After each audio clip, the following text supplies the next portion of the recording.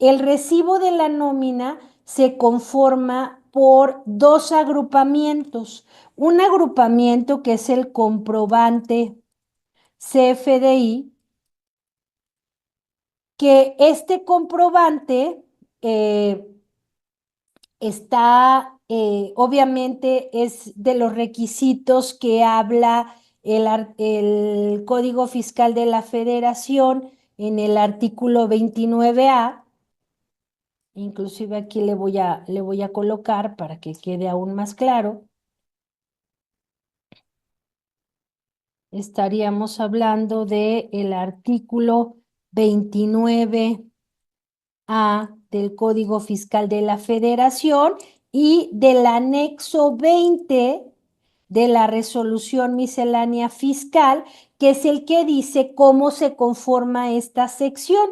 En esta sección es donde tenemos los datos del emisor, tenemos los datos del receptor, inclusive, ojo, inclusive la nómina tiene clave de producto,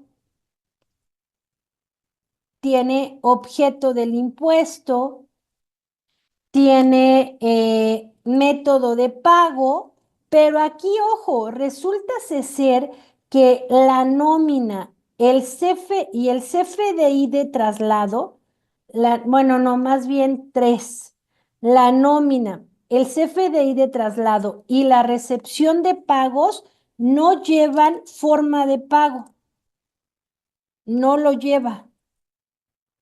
Este es el método de pago. Estoy hablando expresamente del tema de la nómina. Siempre el método de pago va a ser PUE. Eso quiere decir que si no lleva la forma de pago, a través del CFDI, el SAT ni siquiera sabe cómo lo pagué. ¿Sí me explico? Entonces, pues con mucha más razón queda fundamentado que puedo pagar la nómina en efectivo, porque el comprobante como tal no va a decir cómo se pagó ese comprobante. ¿Por qué? Porque este campo no lo lleva el CFDI de la nómina. Así de sencillo. Obviamente, si en una revisión revisaran mi contabilidad y en consecuencia mis estados de cuenta y demás cosas, pues ahí sí sería evidente que pudieran saber con certeza cómo la pagué, pero a nivel comprobante, que hoy en día es la información que analiza el SAT, no lo va a saber porque el CFDI de nómina no lleva método de pago. Antes de continuar y para no perder la idea y la secuencia, el CFDI de nómina también está conformado por dos complementos. Perdón si le llamé dos agrupamientos, suelo llamarle dos agrupamientos porque para mí este es el agrupamiento de complemento, ¿no? Déjenme, lo voy a poner. Tiene una sección de complemento que inclusive lo voy a poner en otro verde, que este sería el complemento de timbrado. En esta sección de complemento de timbrado, lo que yo voy a identificar, y ojo, este complemento lo tienen todos los tipos de CFDI. En esta sección voy a localizar el RFC del PAC que timbró el comprobante, voy a localizar el UID del comprobante, voy a localizar la fecha de timbrado del comprobante y por supuesto también van a venir los sellos que le dan la veracidad al comprobante, el sello que le pone el SAT, pero también tiene otro complemento más, que este complemento es el complemento de nómina, que en este momento está en la versión 1.2. Complemento de nómina versión 1.2. Este complemento de nómina está, pues no, fundamentado igual en el anexo 20, pero resulta ser que aquí voy a empezar a hablar de otros documentos como es la guía de llenado y el estándar del CFDI, el estándar de complemento, que es el que dice cómo se arma ese XML que contiene la información. Entonces, en esta sección es donde viene, por poner un ejemplo, en el caso del patrón, va a venir el registro patronal.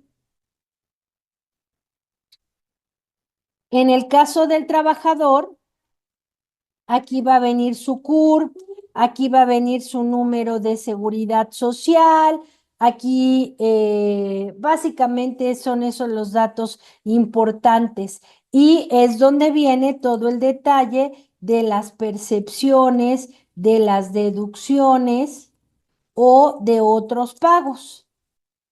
Entonces, digamos que este es el contenido que tiene el recibo de nómina, que es el CFDI, más el complemento de nómina. Conforme vaya avanzando, voy a seguir regresando a esta hoja para agregar información y poder hacer el comentario pertinente y la validación. Y en algún momento voy a abrir el XML para que ustedes vean cómo identificar estas secciones, ¿ok? Bueno.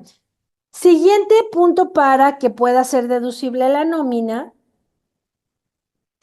está el tema de la fracción cuarta que dice que tiene que estar debidamente contabilizado y restado una sola vez en la contabilidad. Creo que ese no tenemos problema. Y la fracción quinta y la fracción 11 directamente hablan de temas de nómina. La fracción quinta dice que de entrada para poder hacer deducibles este tipo de gastos, primero tienen que estar soportados por un comprobante fiscal digital, que en este caso, pues es el recibo de nómina. Segundo, tiene que dar cumplimiento a lo señalado en el artículo 99 de la ley del ISR, que el artículo 99, digamos que habla de las obligaciones que tiene el contribuyente que paga nómina, ¿no? En este caso, le voy a definir en lugar de contribuyente como el patrón. Dice que tiene que cumplir con lo que dice el 99 en la fracción 1, 2, 3 y 5. ¿Qué dicen estas fracciones? La fracción primera dice que está obligado a hacerle la retención mensual, que será como el pago provisional. En este caso, vamos a ver más adelante el artículo 96 que habla de este tema. Fracción 2 dice que está obligado a hacerle el cálculo anual en los términos de las disposiciones fiscales y más adelante vamos a ver cuáles son los contribuyentes que no se les hace cálculo anual. Y la fracción tercera dice que tengo que darle el comprobante fiscal, en este caso el recibo de nómina, y la fracción quinta, fíjense que ahí hay un tema interesante respecto a esta fracción quinta porque el texto literal de la fracción quinta dice que el patrón tendría que inscribir al trabajador o el trabajador proporcionarle el RFC. Voy a plantear la situación actual que tenemos. Hoy en día o actualmente, el proceso de alta del RFC en la página del SAT, si es que yo lo quiero hacer por medios propios, por así decirlo, no me permite concluir el proceso, solamente me permite hacer un prellenado de la información y antes de que yo le dé que quiero saber el RFC, pues lo que me dice es que tengo que concluir el proceso directamente en las oficinas del SAT. Eso quiere decir que si yo como patrón quisiera inscribir a un trabajador, pues obviamente no tendría esa, ¿cómo decirlo? Esa facilidad de hacerlo en el momento como anteriormente lo hacíamos, ¿no? O hace algunos ayeres. Pero digamos que en las reglas de resolución miscelánea, y obviamente esto, si alguien tiene mayor interés, lo puede consultar. Está la regla 246. 246, lo repetí. Esta regla de resolución miscelánea lo que dice es que en el anexo 1A de la resolución miscelánea viene un procedimiento para que el patrón dé de alta a los trabajadores. Si el patrón siguiera ese proceso, que en este caso, en lo personal a mí no me gusta porque no es de respuesta inmediata, pero que sí se puede hacer, puedo registrar a los trabajadores inclusive de manera masiva.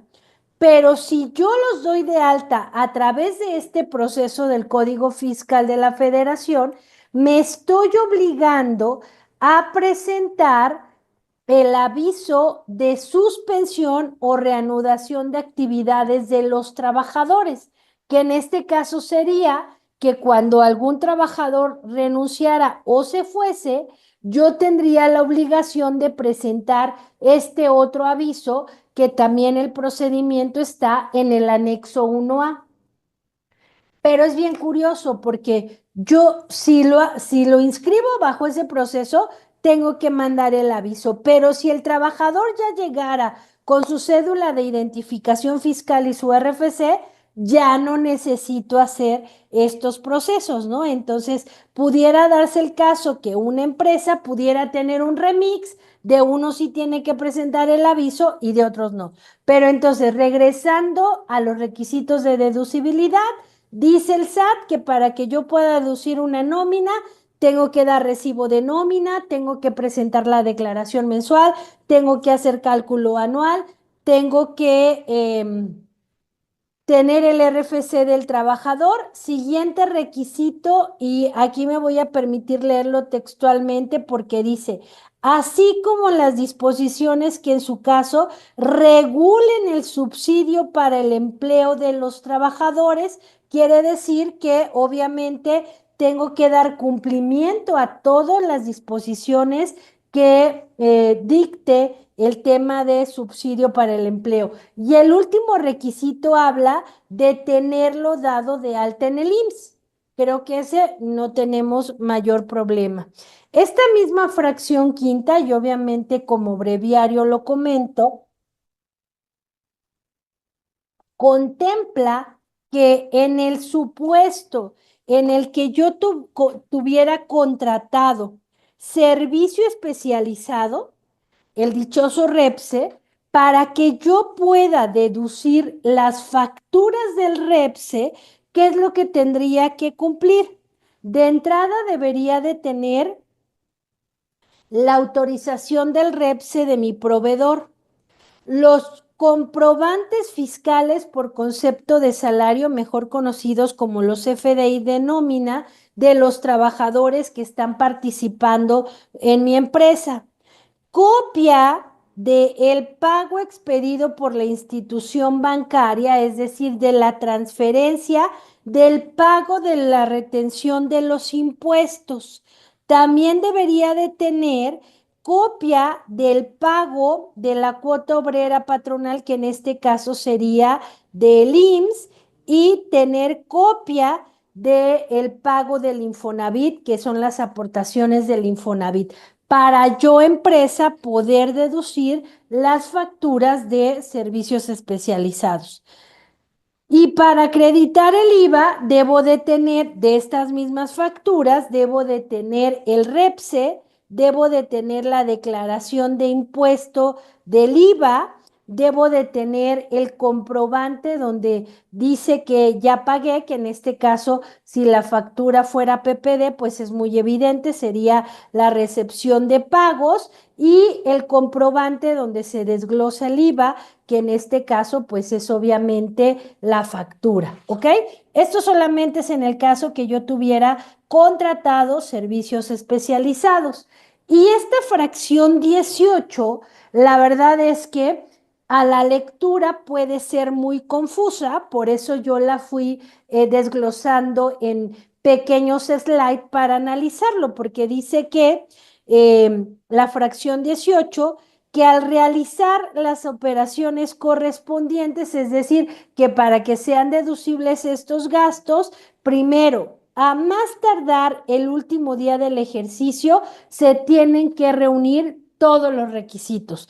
¿Cuándo? 31 del ejercicio donde los voy a deducir. También dice que tratándose de los comprobantes fiscales a que se refiere la fracción tercera de este artículo, están de acuerdo que aunque aquí solamente diga comprobantes fiscales, estamos hablando de los FDIs, dice, este se obtenga a más tardar el día en que el contribuyente deba presentar su declaración. Oye, Yadira, pero ¿por qué dice que tendría yo hasta marzo para tener el recibo de nómina si en teoría pues yo los tengo en diciembre, ¿no? ¿Por qué me pondría esta opción o hablando de la factura, tengo 24 horas para timbrarla, como por qué tendría que tenerla hasta marzo? Y me voy a permitir leer el último punto para en conjunto poder explicar algo sobre el tema. Porque dice el último punto que además la fecha de expedición de los comprobantes fiscales de los gastos deducibles deben corresponder al ejercicio donde la quiero deducir. Va de nuevo. Primero me dices que tengo hasta la fecha de la presentación de la declaración para obtener el comprobante, pero al mismo tiempo me dices que el comprobante debe de tener fecha del ejercicio donde lo quiero deducir. Y entonces es aquí donde yo quiero explicarles que los FDIs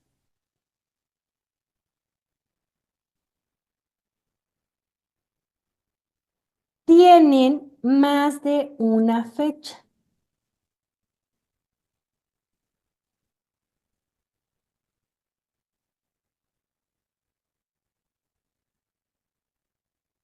¿Faltó este?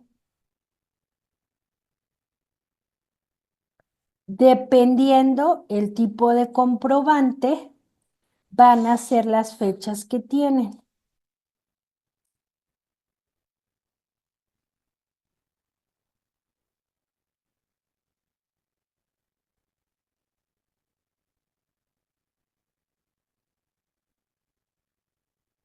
Acuérdense que este es el CFDI, este es el complemento de timbrado y este es el complemento de nómina. Ay, no, es que ese ya lo tenía, perdónenme. Me voy a quedar solo con esta sección, perdónenme, se me cruzaron los cables. Ah, tipo de CFDI.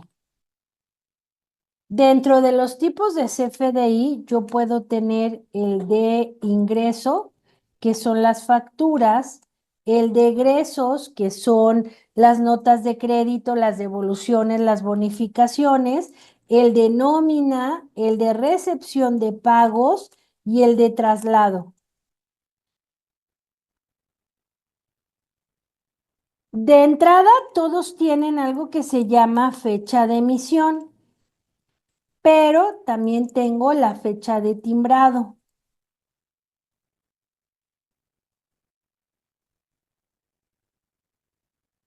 Tengo la fecha inicial de la nómina, tengo la fecha final de la nómina y tengo la fecha de pago. También voy a repetir aquí fecha de pago, fecha de salida.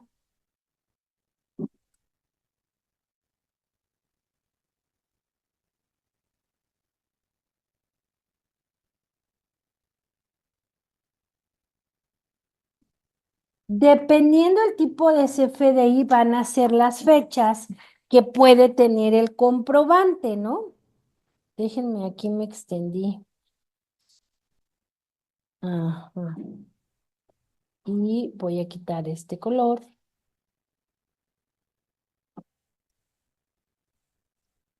Entonces,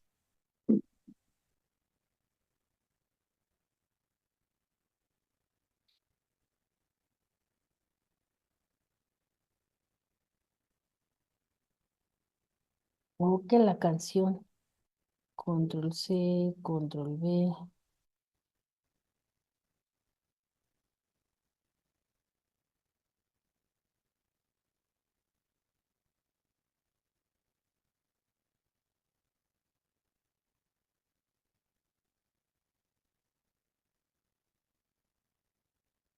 Más o menos así está el tema, ¿no?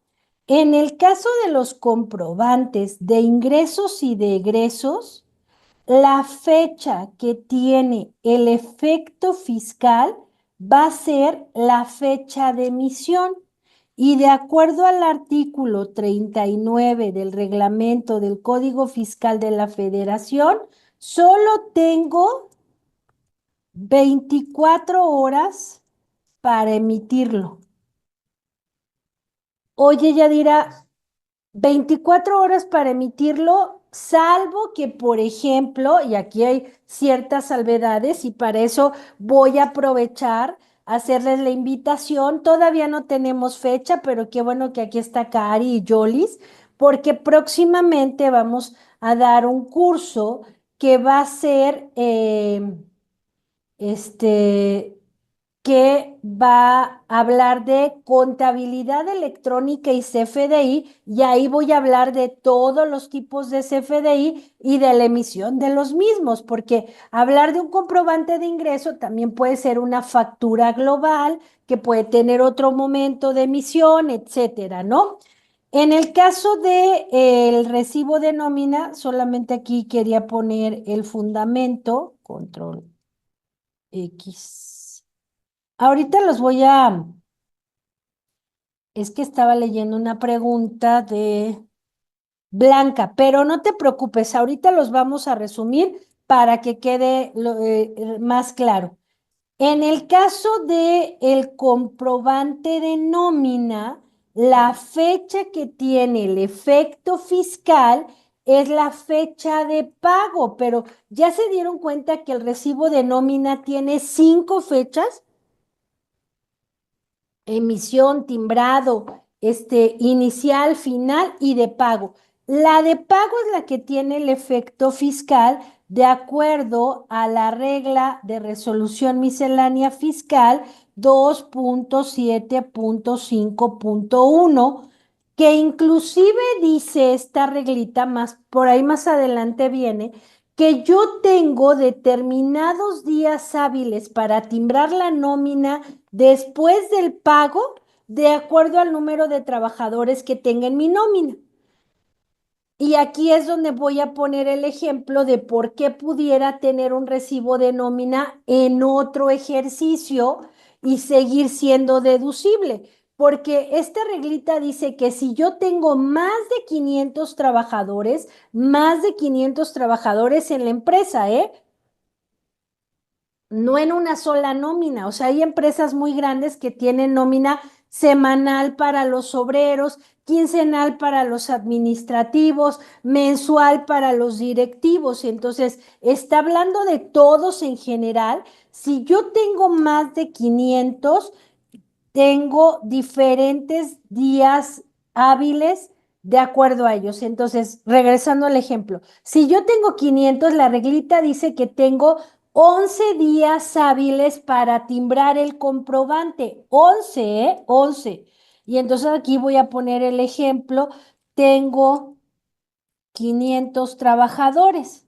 Entonces, la fecha de emisión y de timbrado, pues la va a tomar de la computadora, pero voy a poner el ejemplo de la fecha inicial de la nómina que fuera 16 de diciembre del 2012 y la fecha final de la nómina 31 de diciembre del 2024. Como tengo 500 trabajadores y yo pagué la nómina el 31 de diciembre, aquí 31, voy a contar 11 días hábiles. El primero no es hábil, entonces tengo 1, 2, 3, 4, 5, 6, 7, 8, 9, 10, 11. Quiere decir que en el caso de esta nómina, la fecha de timbrado pudiera ser del 16 de enero del 2025. Fíjense, digo, perdón, la fecha de timbrado, perdón, esta no, perdón. La fecha de timbrado pudiera ser incluso del 16 de enero del 2025. En consecuencia, la fecha de emisión también podría ser de enero del 2025. Pero ¿qué es lo que tengo que cuidar? Que la fecha de pago corresponda al ejercicio donde lo quiero deducir. En este caso, como la nómina es del 2024, pues yo sí le pongo 31 de diciembre del 2024, pues obviamente esta nómina va a ser deducible en diciembre del 2024. Este es el fundamento, el tiempo que tengo para generarlo, bueno, el tiempo. Y aquí voy a poner la ubicación de esa fecha. Por ejemplo, la fecha de emisión está en lo que es el comprobante CFDI, que es la sección que colocamos en amarillo, ¿se acuerdan? Esta fecha de timbrado, hasta lo voy a poner aquí, la fecha de timbrado está en el complemento de timbrado, es decir, está en la sección que yo coloreé, creo que de este verde, aquí. Y las siguientes tres fechas, estas, están dependiendo, bueno, en estas están en el complemento de nómina. Esta para la recepción de pagos, ojo, para la recepción de pagos, la fecha que tiene el efecto fiscal es la fecha de pago de acuerdo a la regla de resolución miscelánea fiscal 2.7.1.32. Y acuérdense que esta dice que tengo 5 días después de terminado el mes,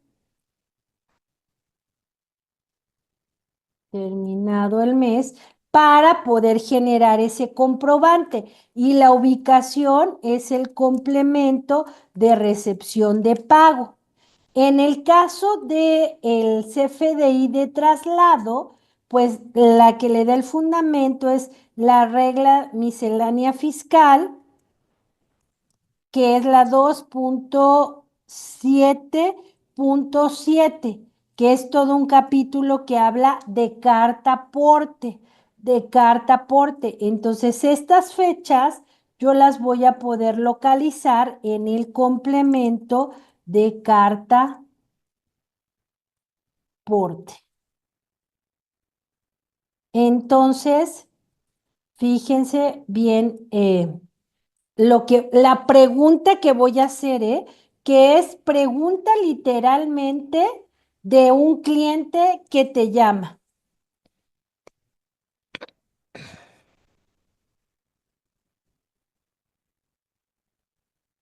Hasta le vamos a ayudar con la pregunta que tiene Bere. Resulta ser que me habla un cliente porque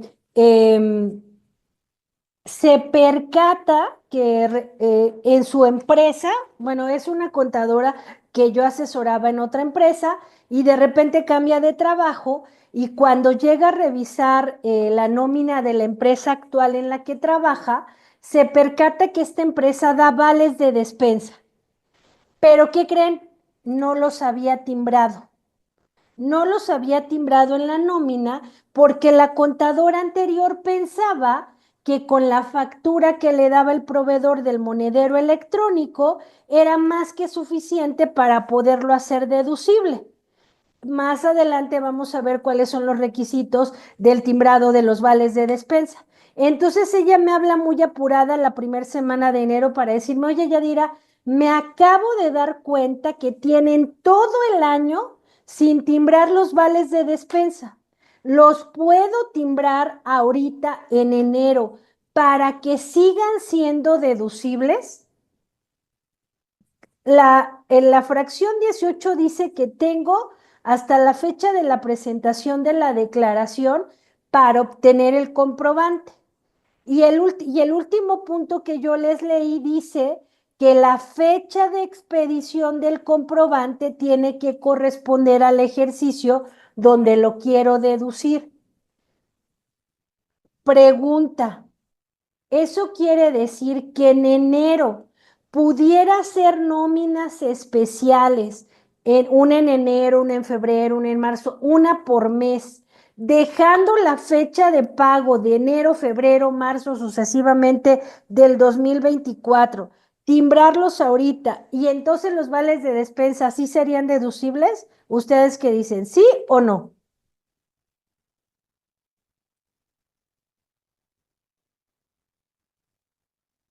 Solita te contestaste, Viri, porque Viri planteó el caso de que no timbró en el periodo 2024 debido a que esta persona no tenía correcto el domicilio y hasta el 2025 proporcionó su constancia de situación fiscal.